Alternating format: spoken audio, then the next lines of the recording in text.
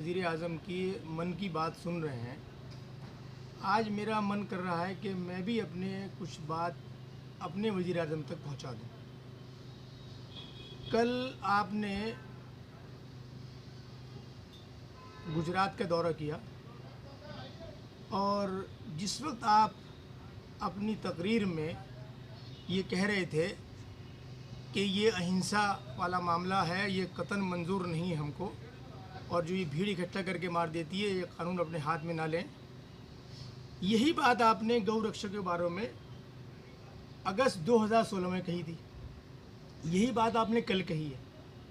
और वज़ीर आज़म को मालूम होना चाहिए कि जिस वक्त आप तकरीर कर रहे थे उसी वक्त झारखंड में एक घटना हुई थी, उसको इसी तरह भीड़ ने पीट पीट के मार डाला और उसकी वैन को जला दिया। हम नहीं समझ पाए अब तक कि आप जो कुछ कह रहे हैं वो इम्प्लीमेंट क्यों नहीं हो रहा है, वो कहाँ परेशानी है। सरकार आपकी है, पूरा बहुमत आपका है, कई सूबों में सरकार आपकी है, उन जिन सूबों में काम ये हो रहा है।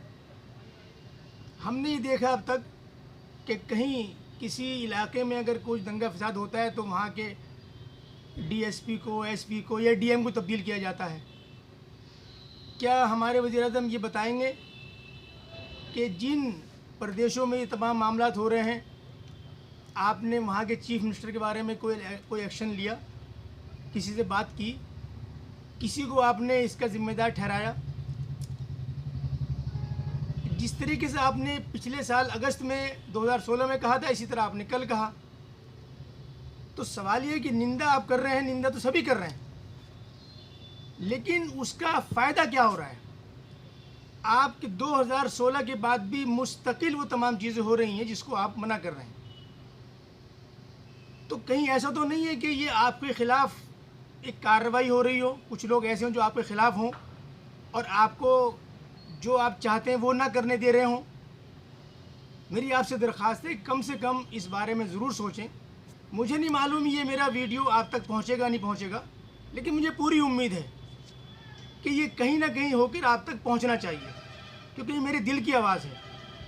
मुझे ऐसा महसूस होता है कि आप जो कुछ कह रहे हैं वो हो नहीं रहा है।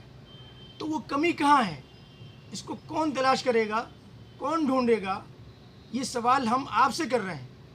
आपके पास पूरी ताकत है, पूरी पावर आपके पास है। बराए करम इस पर गौर करें